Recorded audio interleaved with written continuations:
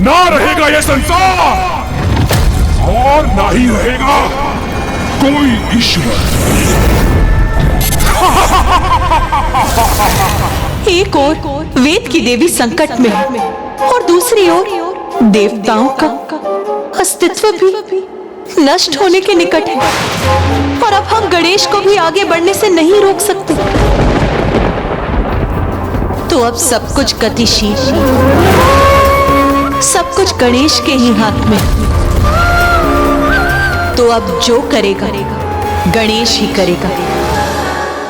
धर्म की रक्षा के लिए हमें वेद माता को किसी भी प्रकार से मुक्त कराना ही होगा मूषक जी, और ये कार्य हमें गुप्त रूप से करना होगा मूषक जी। गुप्त रूप से प्रभु? हाँ मूषक जी, दुर्गमासुर को इसका तनिक भी आभास नहीं होना चाहिए, अन्यथा स्थिति नियंत्रण के बाहर जा सकती है। यदि वो लौ तेरी नगरी तक पहुंच गई तो तेरी संपूर्ण नगरी भस्म हो जाएगी। तो रोक ले उसे, बुझा दे उस दीपक की लौ को।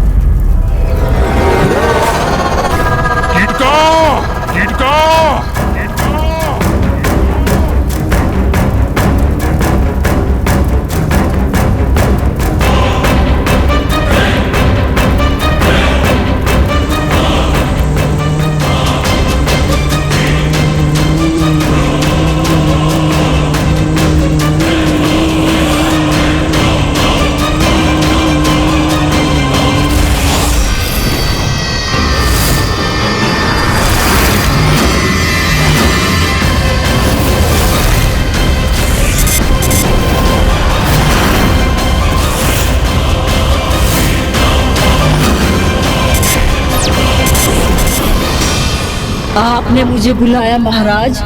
हाँ कीटका, तुम्हें एक कार्य सौंपना है मुझे।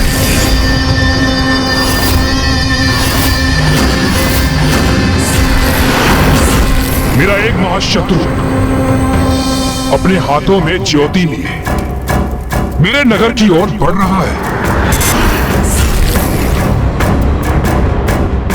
और तुम्हें उसे यहां प्रवेश करने से रोकना है, उस ज्योति को बुझाना है। अवश्य महाराज, मैं ये कार्य अवश्य करूंगी, क्योंकि ज्योति को लीन लेने में मुझे बहुत आनंद आता है, क्योंकि मेरा आहार जो है ज्योति। किंतु कीटका,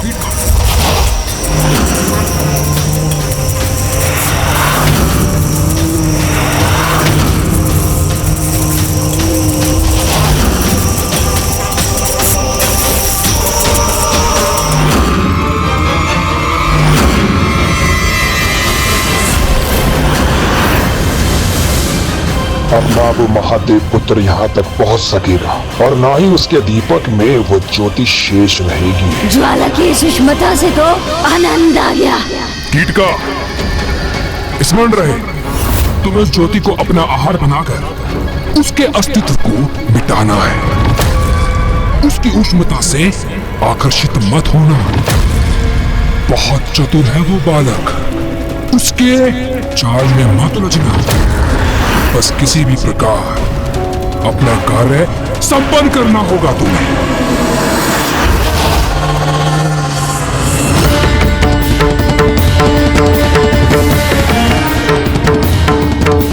मूषक जी, गति धीमी कीजिए।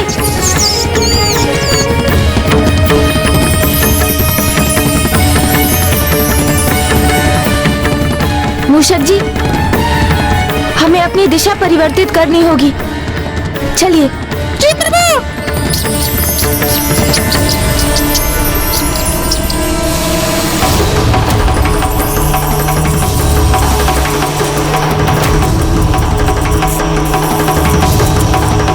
मूषक जी, ये ध्वनि सुनी आपने? हाँ प्रभु, ऐसा प्रतीत होता है जैसे कोई कीट हो।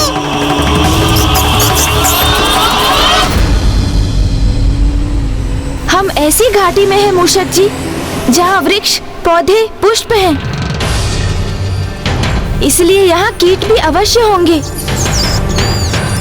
तो कदाचित चिंता का कोई कारण नहीं है।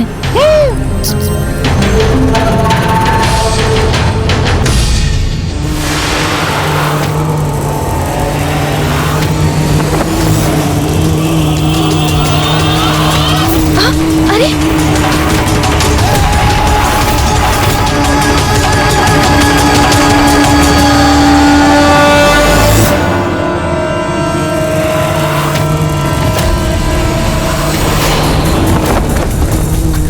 अरे ये क्या? ये तो स्लो को बुझाने के प्रयास में है।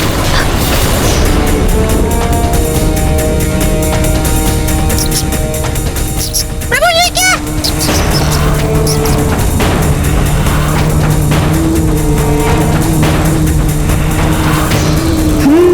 ये कोई साधारण कीट नहीं, अवश्य ये कोई आसुरी कीट है जो यहाँ माता की ज्योति को बुझाने का प्रयास कर रहा है।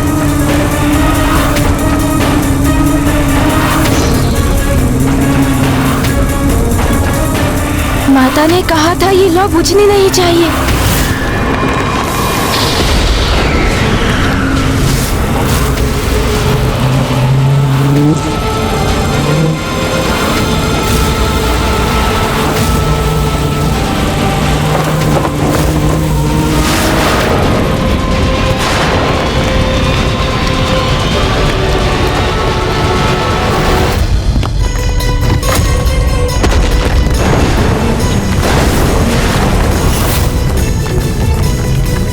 गणेश का अनुमान उचित है। मुझे भी उस कीट की असुरी प्रवृत्ति का आभास हो रहा है और वो मेरी ज्योति को ही क्षति पहुंचाने के लिए वहां पहुंची।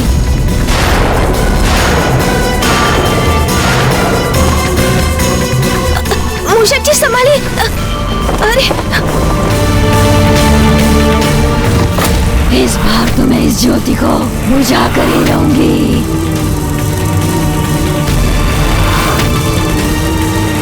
तुम जो कोई भी हो, किंतु मैं तुम्हें माँ की शक्ति को कोई हानि पहुंचाने नहीं दूंगा। मुझे कान जी की सहायता लेनी चाहिए। ये ध्वनि तो इस ओर से आ रही है।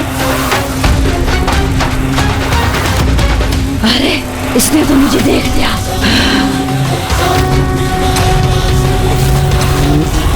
सोन जी,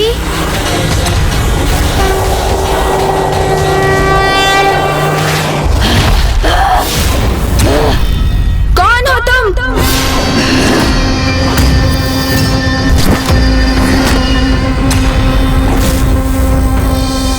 टिटका मेरा नाम है और मैं तुम्हें यहाँ से जाने नहीं दूंगी।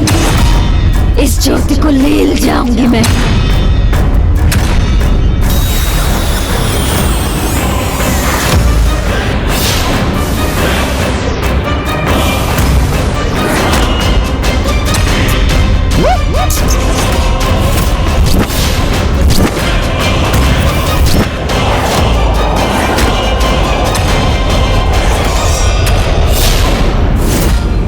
माँ, ये आसुरी कीट तो आपकी ज्योति को अपना आहार बनाने के लिए आतुर है।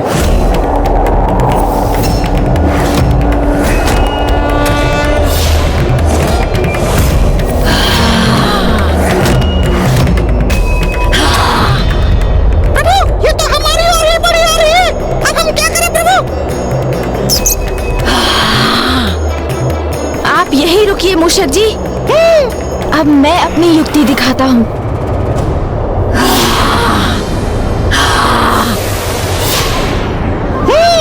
मैं समझ गया प्रभु, आपकी चतुराई।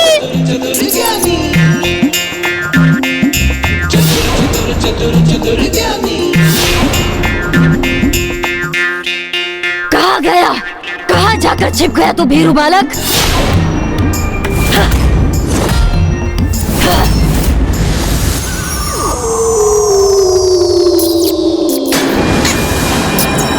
मैं सकुशल हूँ प्रभु, आप मेरी चिंता मत कीजिए।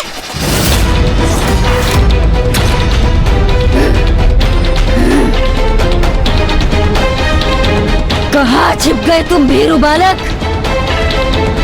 अच्छा, तो वहाँ छिप रहे हो। अब देखती हूँ तुम मुझ किटका से कैसे बचते हो। तुम कितना भी लघु आकार क्यों न धारण कर लो बालक, मैं तुम्हें ढूंढ ही लूंगी, क्योंकि मैं ज्योति को अपना आहार बनाती हूँ और मेरा आहार मुझसे कदापि छिपा नहीं रह सकता। हाँ।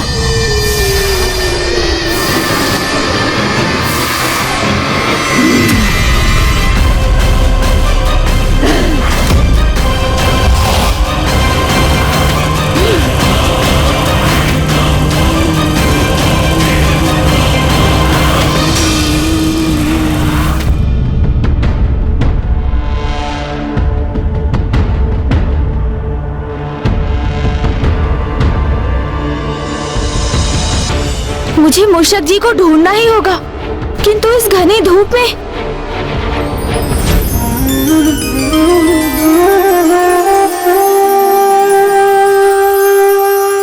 धन्यवाद माता, आपका दीपक दुर्गमासुर के आतंक से त्रस्त और निराश सृष्टि के लिए आशा की एक किरण के समान है।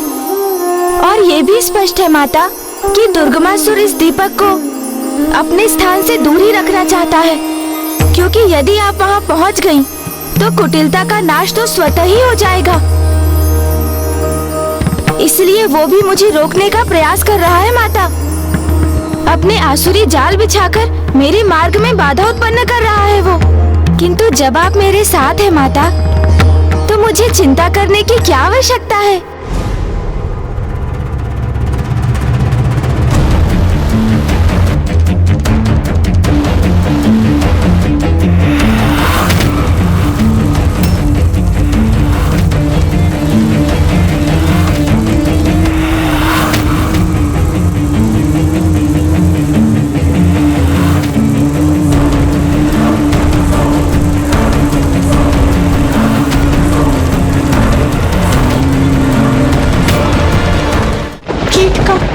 कीटका अपनी डंक से गणेश को आहत कर रही है, जिससे गणेश के हाथ से वो दीपक गिर जाए और वो उस दीपक पर धावा बोल दे।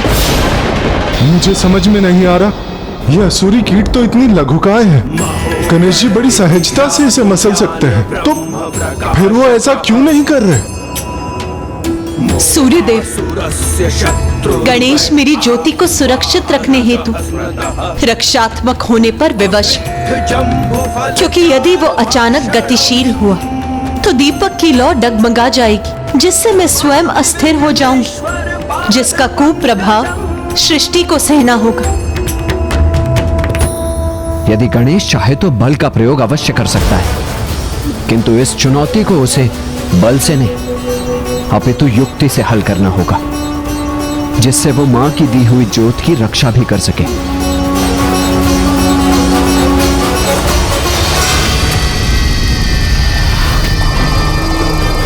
ऐसे नहीं तो वैसे मैं इस ज्योति का नाश अवश्य करूंगी। ये तो अति है इसकी। ये मेरा आहार बनेगी, अथवा मैं इसे बुझा कर रख दूंगी। अब इसे उचित पाठ पढ़ाता हूँ। सूर्यकोटि समप्रभा। ये क्या, इसने तो पुनः विशाल रूप ले लिया है। संभवतः ये मुझे उलझाना चाहता है, किंतु मैं इसके छलावे में नहीं आने वाली। मैं तुम्हारे हाथों को चीर कर इसे प्राप्त कर लूंगी।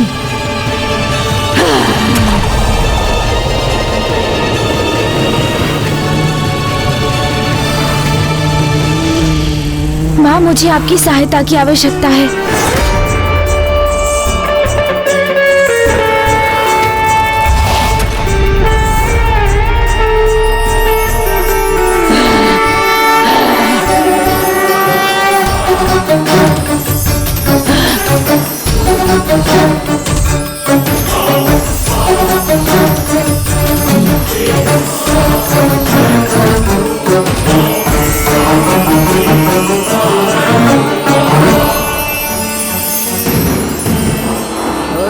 इतनी उष्णता, अति सुंदर, कितनी आनंद देने वाले है ये दीपक की लौ।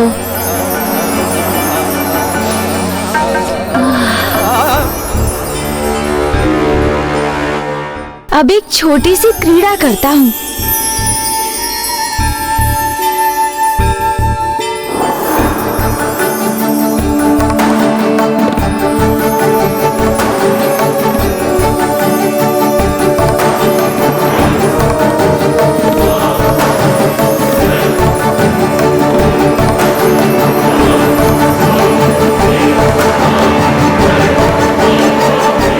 प्रथम पूज्य गणेश जी, ये क्रीड़ा का समय नहीं है, यही उचित अवसर है। मसल कर रख दीजिए इस कीटासुर को। देवराज इंद्र, गणेश कोई क्रीड़ा नहीं कर रहा है। कुमार कार्तिकेय यदि क्रीड़ा नहीं कर रहे हैं तो फिर क्या कर रहे हैं प्रथम पूज्य गणेश जी? और जैसे कीट पतंगे ज्योति की उष्णता और उसके प्रकाश की ओर आकर्षित होते हैं, उसी प्रकार गणेश भी इस कीट को उस ज्योति की ओर खींच रहा है। मात्र गणेश ही अपनी चतुराई से ऐसी युक्ति उत्पन्न करने में सक्षम है। वो उस ज्योत को अपने हाथों में सुरक्षित भी रखेगा और बिना उस पर कोई आक्रमण किए उस कीट का अंत भी सुनिश्चित करेगा।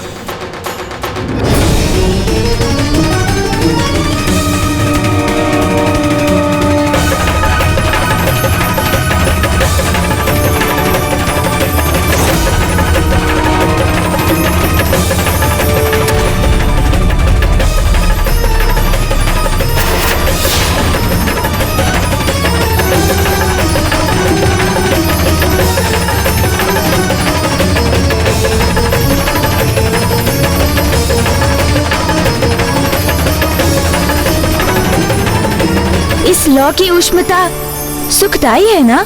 हाँ, बहुत सुखदाई है ये दीपक की लौ। तो इसके और निकट आओ ना, इससे और सुखद अनुभव होगा।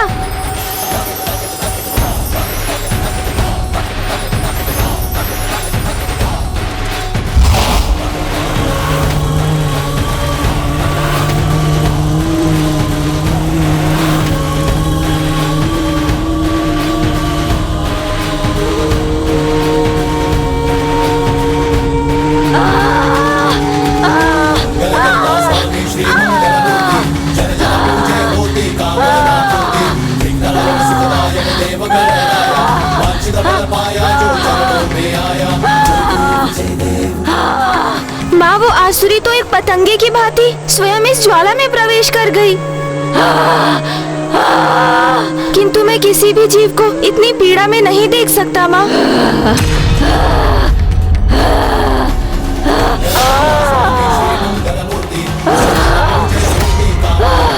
कीटका! कीटका!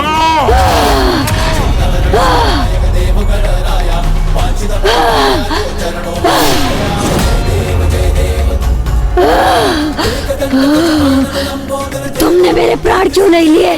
मुझे जीवित क्यों छोड़ दिया? क्योंकि मैं यहाँ किसी से युद्ध करने नहीं आया हूँ। मेरा तो मात्र एक ही उद्देश्य है। मेरे हाथों में जो शक्ति है उसे सुरक्षित रखना है मुझे। तुम्हें कोई हानि पहुँचाने की इच्छा नहीं थी मेरी, किंतु तुम मेरी माँ की शक्ति को क्षति पहुँचाना चाहती थी, इसलिए माँ ने ही तुम्हें दंडित किया है। मुझसे ही भूलो कि मैंने एक कीट पतंगे को भेज दिया उस ज्वाला को नष्ट करने, किंतु अब नहीं। अब मैं उससे भी अधिक शक्तिशाली और विशाल भयंकर असुर को भेजूंगा। छायासुर, छायासुर, छायासुर।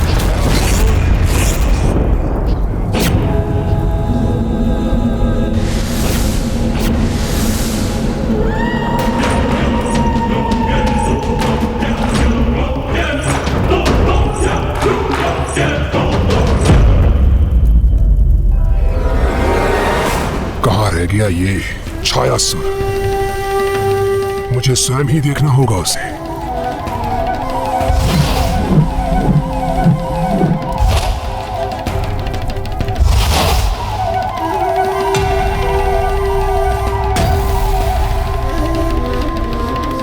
ये दर्पण साक्षी है मेरे भव्य व्यक्तित्व का।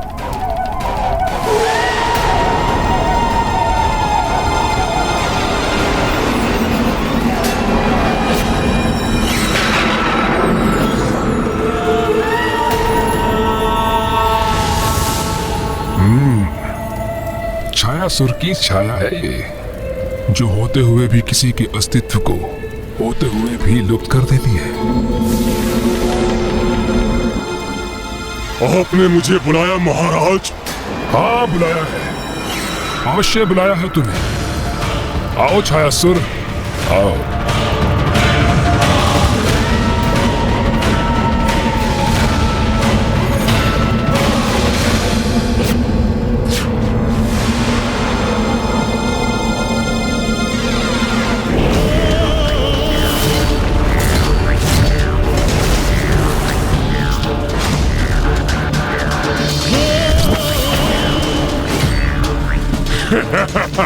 छायासुर आपकी सेवा में उपस्थित है महाराज। छायासुर मेरा एक महाशत्रु मेरे नगर की ओर एक दीपक के साथ बढ़ रहा है, तो जाओ और उस दीपक की ज्योति पर छा जाओ।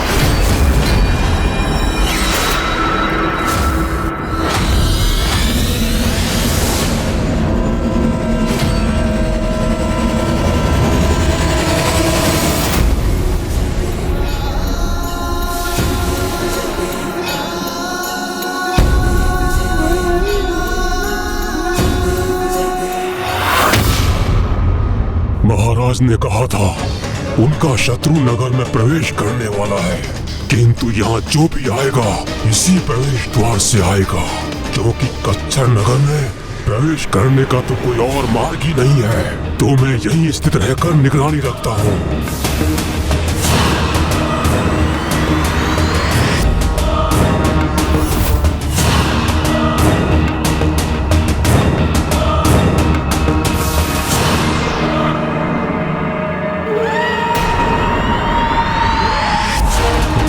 विचित्र विडंबना है ये, जिस प्रकाश का विस्तार तुम समस्त संसार में करना चाहते हो, उसी ने तुम्हें मेरे समक्ष लाकर तुम्हें संकट में डाल दिया है बालक।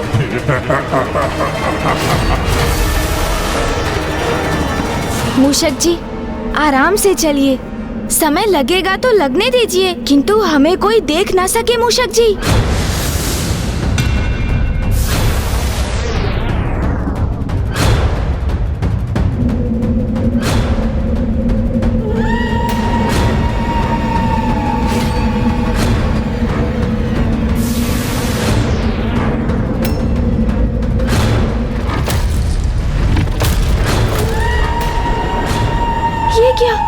लो मंद कैसे पड़ रही है?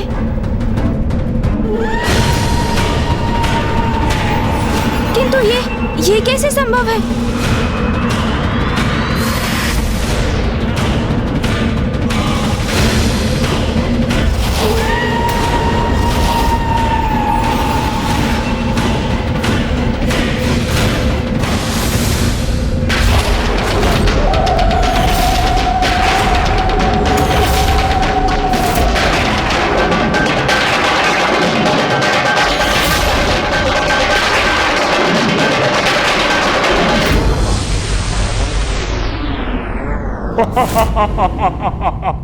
ये कैसा अनर्थ हो गया? माता का दिया बुझ कैसे गया? ये अनर्थ कैसे होने दिया मैंने? प्रभु, अब क्या होगा प्रभु? सावधान रहना पुत्र, इस दीपक की लौ को कभी बुझने मत देना, क्योंकि यदि ये लौ बुझी तो सृष्टि मेरी शक्ति से वंचित हो जाएगी। माँ का दीपक बुझ गया मूषक जी। मुझ पर माँ को अटूट विश्वास था और मैं माँ के विश्वास का मान नहीं रख सका। मैं असफल हो गया मूषक जी। प्रभु के स्वर में इतनी निराशा तो प्रथम बार सुनी है मैंने, किंतु मैं उनका ढाढ़स कैसे बनाऊं अब? मेरे सामर्थ्य पर कितना विश्वास था माँ को, मेरी सफलता के प्रति कितनी आश्वस्त थी वो, किंतु मैंने माँ को निराश किया, देवताओं को निराश किया, मैंने वेद माता को निराश किया। माँ के दीपक को सुरक्षित नहीं रख सका मैं। मुझे क्षमा कर दीजिए माँ।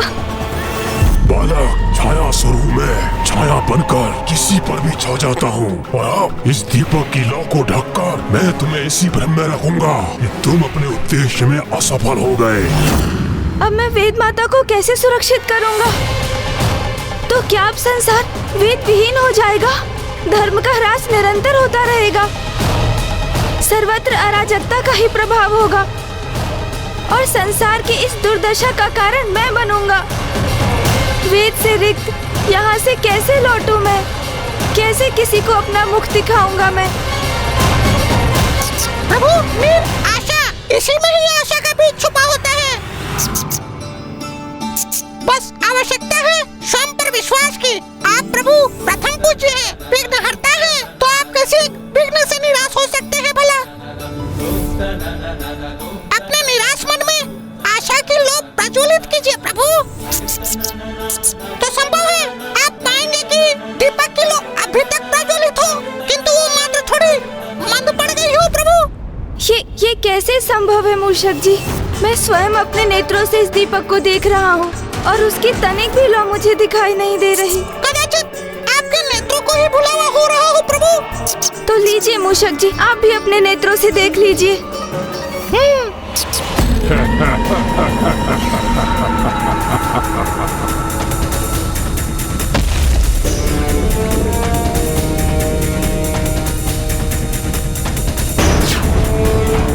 किंतु मुझे सावधान रहकर दीपक के ऊपर पूर्ण रूप से स्थित रहना होगा।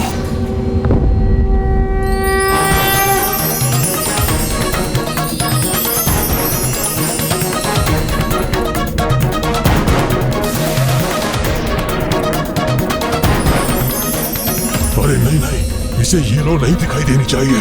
मैं पुनः पूर्ण रूप से ढक देता हूँ इसे।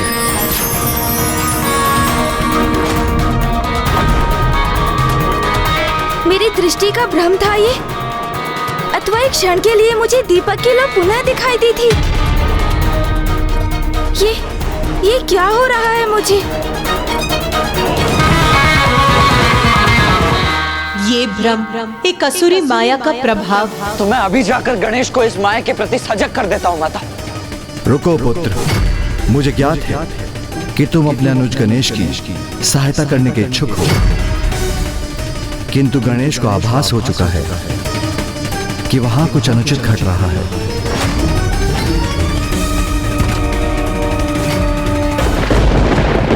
प्रभु, अब तो मैं भी निराश हो गया हूँ। आप उचित कह रहे थे, लौ तो पूर्ण रूप से अदृश्य हो गई है प्रभु।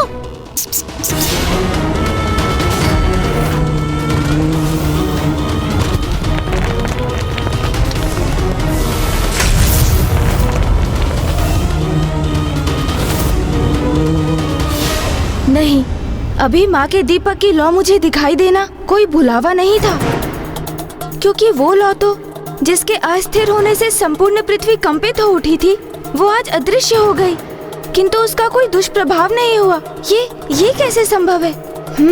इसका तो अर्थ है कि कोई अपनी माया से लौ को ढक रहा है।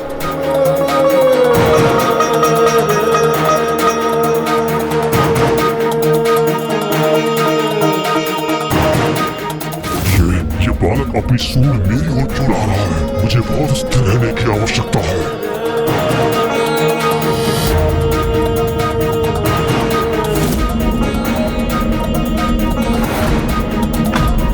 बड़ी विचित्र बात है, मुझे अब अपनी सूंड दिखाई नहीं दे रही है, किंतु माँ की लौ की उष्णता का आभास हो रहा है मुझे। अर्थात मेरा अनुमान उचित था। किसी आसुरी माया ने ही माँ की लौ को छिपाकर अदृश्य कर दिया है। तो अब उस आसुरी शक्ति को प्रकट कर उसे इस अपराध के लिए दंडित करना चाहिए मुझे। किंतु इससे पूर्व मैं कुछ लीला करने वाला हूँ। मूषक जी, प्रतीत होता है किसी अत्यंत बलशाली शक्ति ने बाधित किया है हमें। अब हमारा उससे पार पाना संभव नहीं। हम पराजित हो चुके हैं मूषक जी।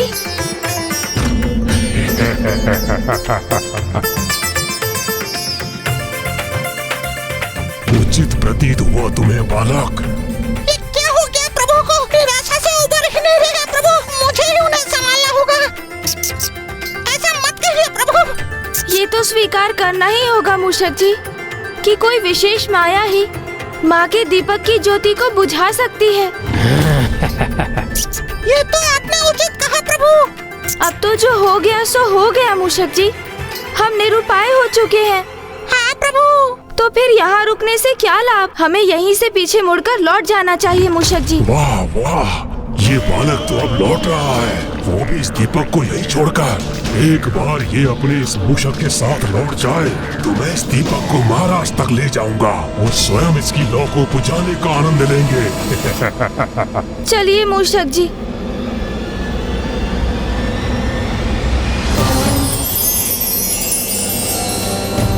मूषक जी, देखिए मूषक जी, दीपक की लौ तो पुनः प्रज्वलित हो गई। हाँ प्रभु। अरे ये क्या हो गया मुझसे? अपने स्थान से अस्थिर क्यों हो गया मैं? चमत्कार! ये तो चमत्कार है प्रभु।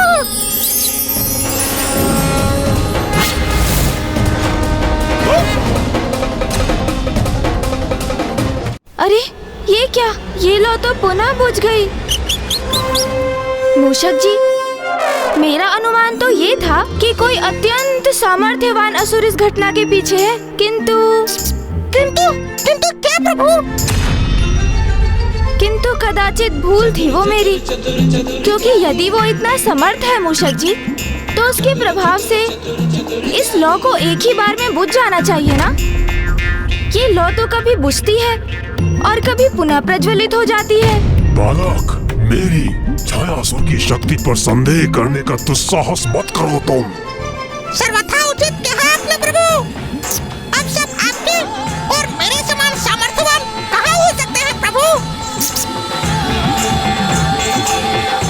नहीं मूषक जी, इस कार्य के लिए शक्ति ही नहीं, बुद्धि की भी आवश्यकता है। वो कैसे प्रभु? देखिए, यदि मैं एक असुर होता और मुझे इस दीपक की लौ को बुझाना होता, तो मैं एक अनूठे किंतु सरल और अचूक उपाय का ही प्रयोग करता। दीपक की लौ को प्रज्वलित रखने के लिए किसकी आवश्यकता होती है? घृत की।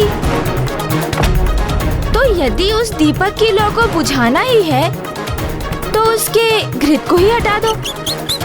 किंतु वो घृत कैसे हटाऊं मैं? अरे ये धोने कैसे थे? वाह असुर जी, बहुत उत्सुकता है ना आपको ये उपाय ज्ञात करने की, इसीलिए स्वयं को रोक ना सके आप।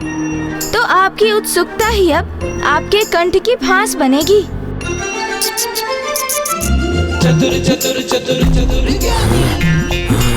ये तो अत्यंत उत्तम प्रश्न किया है आपने मूषक जी। मैंने कब ये प्रश्न पूछा प्रभु से? अच्छा समझ गया, ये अवश्य प्रभु की कोई युक्ति है। दीपक को घृत से रिक्त करने के लिए तो दीपक को उलटना होगा ना। अच्छा हुआ उन्हें मेरे बारे में ज्ञात नहीं हुआ। अरे हाँ, ये तो सर्वथा उचित है, किंतु मैं उसे आभास नहीं होने दूंगा कि मैं उसकी युक्ति समझ चुका हूँ। अच्छा हुआ उन्हें मेरे बारे में ज्ञात नहीं हुआ।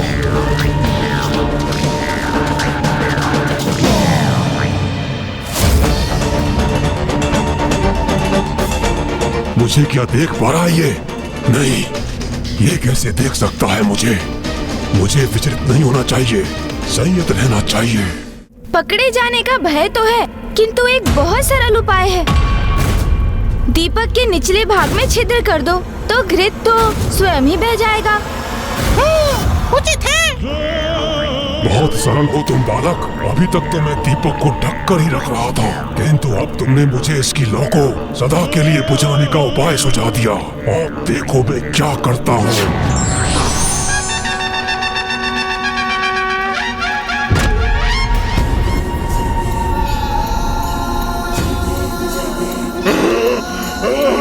अरे मुक्त कर दो मुझे, जाने दो मुझे। क्यों मुक्त कर दो तुम्हें? तुम मेरे माँ की दीपक की लौ को बुझाना चाहते थे, दुष्ट पापी। उस लौ को जो ज्ञान, आयु और उससे भी अधिक स्वयं परमात्मा की प्रतीक है। तुम्हें ज्ञात भी है कि प्रज्वलित दीपक को बुझाना कितना अशुभ होता है। प्रभु मैं तो मात्र एक सेवक हूँ और अपने स्वामी असुरराज दुर्गमासुर के आदेश का पालन कर रहा था।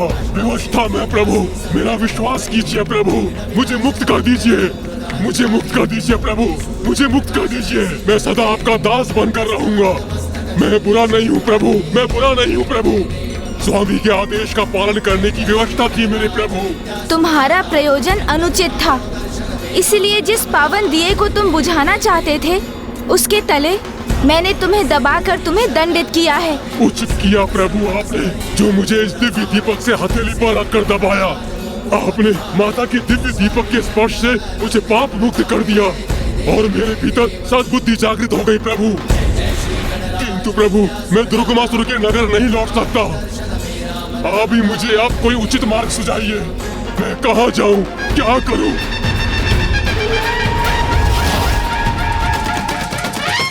तो उचित है, आज से तुम्हारा स्थान दीपक के नीचे होगा छायासुर। दीपक के तले अंधकार के प्रतिस्वरूप पुत्र गणेश ने छायासुर का भी कल्याण कर दिया। छायासुर, दीपक के नीचे तुम्हारा अंधकार इस बात का प्रतीक होगा कि अंधकार रूपी माया सदैव हम पर अपनी छाया डालने की ताक में हमारे साथ रहती है। किंतु हमें सदैव सजग रहकर माया के अंधकार रूपी माया जाल से स्वयं को सुरक्षित रखना चाहिए, क्योंकि यदि एक बार भी भूल हुई तो अरिष्ट वर्गों के प्रकोप के कारण हमारा पतन क्षण भर में हो जाएगा। अर्थात एक छोटी सी भूल भी हमारे संपूर्ण जीवन का सर्वनाश कर सकती है। प्रभु, आपने मुझ पर कृपा कर एक पावन स्थान प्रदान किया है, इसलिए मैं भी आपकी सेवा करने के लिए तत्पर हूँ। प्रभु, मुझे बताइए, आप दुर्गमासुर के नगर में क्यों प्रवेश करना चाहते हैं? दुर्गमासुर ने वेद माता का हरण किया है। मैं उन्हें ही ढूंढकर दुर्गमासुर से मुक्त कराने जा रहा हूँ छायासुर। यदि मैं स्वयं आपको वेद माता तक ले जा सकता तो अवश्य ले जाता प्रभु, किंतु मुझे इतना ही ज्ञात है कि वेद माता को बंधक बनाकर किसी अत्यंत गुप्त स्थान पर रखा है दुर्गमासुर ने। आप चिंता मत कीजिए छायासुर, माँ की दीपक की लौ हमें यहाँ तक ले आई है तो वो हमें आगे का मार्ग भी दिखाएगी। किंतु आगे का पथ बहुत दुर्गम होगा प्रभु। जिस नगर में आप प्रवेश करने वाले हैं वहाँ पग पग पर भयंकर असुर आपके लिए संकट उत्पन्न करेंगे। वो असुर बड़े ही दुष्ट और रक्त पिपासु हैं और रात्रि में तो उनकी शक्तियों में और भी वृद्धि हो जाती है। आप सावधान रहिए प्रभु। धन्यवाद छायासुर। अब मैं किसी भी प्रकार से दुर्गमासुर तक पहुंचकर वेद माता को मुक्त करा कर ही रहूंगा।